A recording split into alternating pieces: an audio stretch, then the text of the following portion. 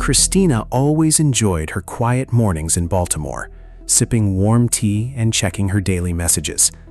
But today, the familiar routine shattered completely.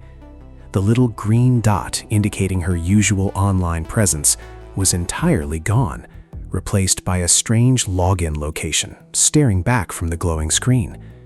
Panic tried to rise quickly, but she remembered her son Cameron's gentle advice to always pause and breathe.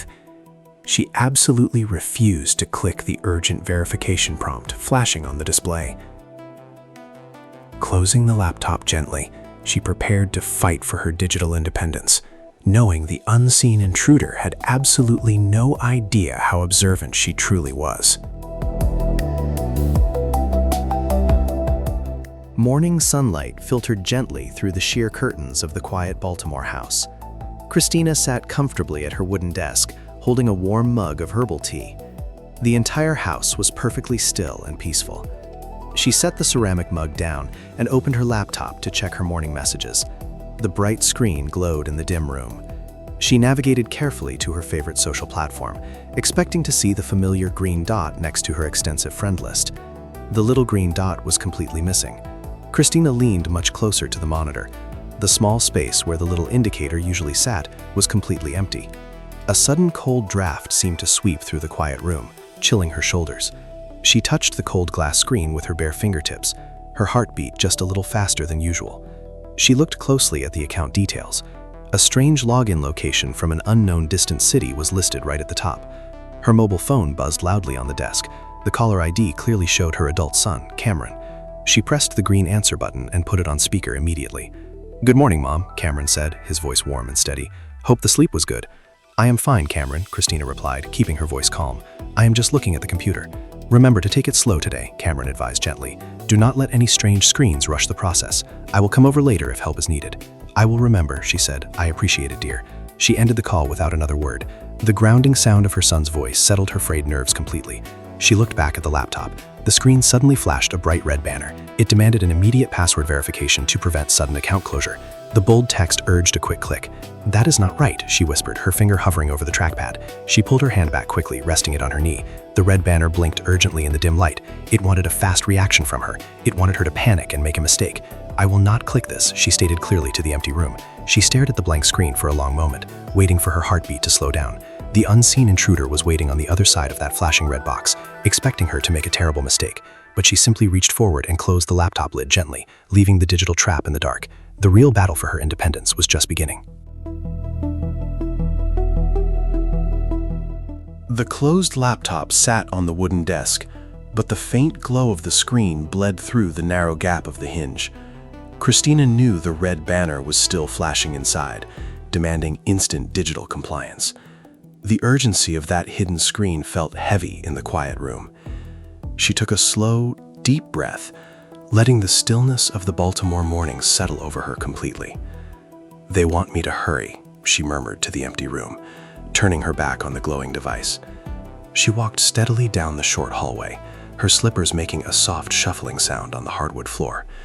The kitchen was bright and calm, filled with a peaceful energy. Sunlight warmed the ceramic tiles nicely. She ignored the mental echo of the blinking red box.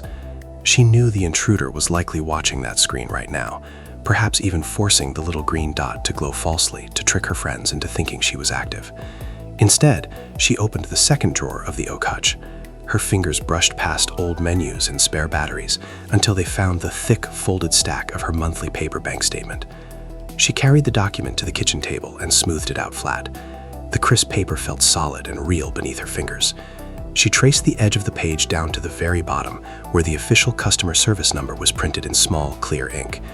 "But this paper does not rush," she said softly, tapping the printed digits. "I will use their real number."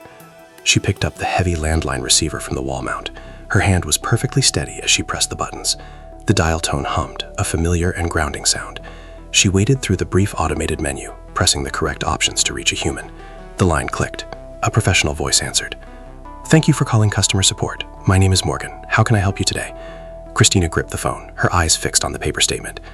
"Hello, Morgan. I need to check my account security. I believe someone is trying to access my information. "I can certainly help you with that, ma'am," Morgan replied, his tone calm and authoritative. "Let us verify your identity first. Can you confirm your full name and the last 4 digits of your account?" Christina read the numbers directly from the paper. "My name is Christina. The last 4 digits are 8429. The digital trap was entirely bypassed. She was in control now, relying on a trusted physical record. But as Morgan typed on his end, a sudden pause stretched over the line. "Mrs. Christina," Morgan said, his voice dropping slightly, "I am looking at your profile right now, and you need to know that this strange login is not the only unusual activity." Christina gripped the receiver tighter. "Tell me everything." "The bank accounts are completely secure, Mrs. Christina." Morgan's voice came through the receiver, steady and reassuring.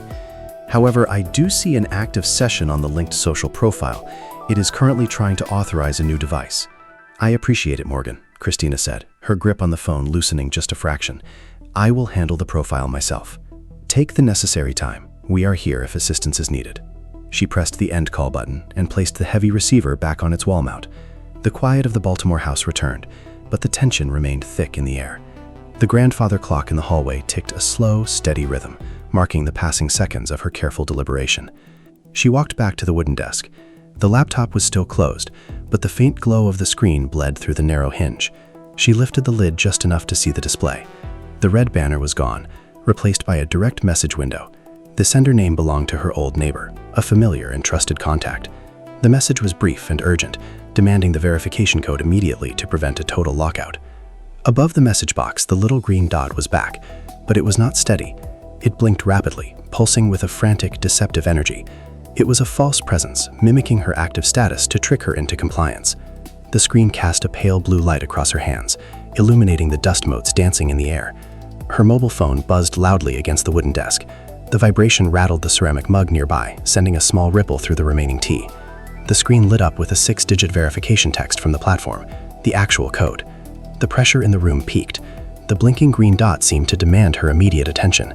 The message from her neighbor begged for the numbers. Her empathy tugged at her heart, urging her to help her friend, to just read the digits and send them quickly. Christina looked at the buzzing phone, then at the frantic green dot. She remembered her son Cameron's gentle advice from the morning. She refused to let a screen rush her process. She picked up the mobile phone, but she did not open the message. She held it firmly in her hand, her thumb resting over the power button.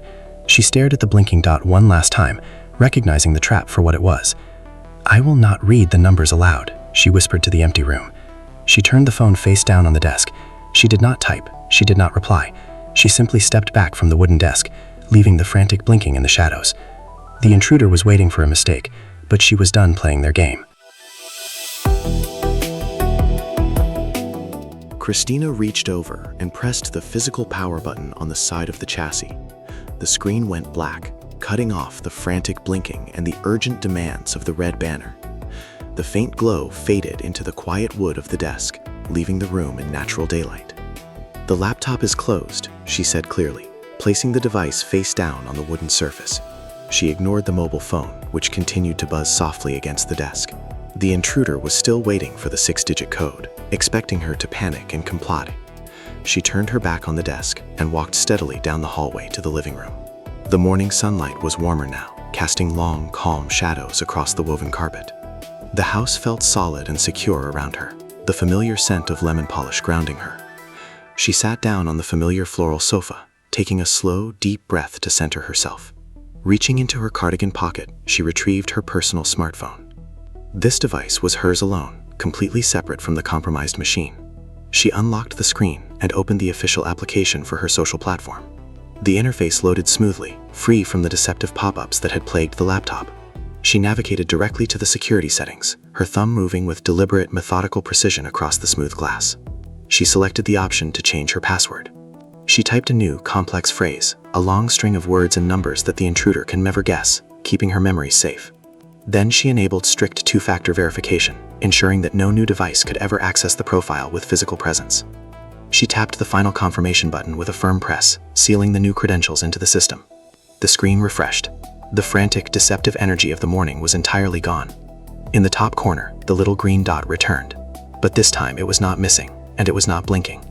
It was perfectly steady, glowing with a calm, secure light against the white background. "The account is secure," she whispered, tapping the glass screen gently. The official application displayed a confirmation message stating that the active session had been terminated and the intruder was locked out. Christina felt a profound sense of grounded empowerment wash over her tired shoulders. She had taken back her digital space.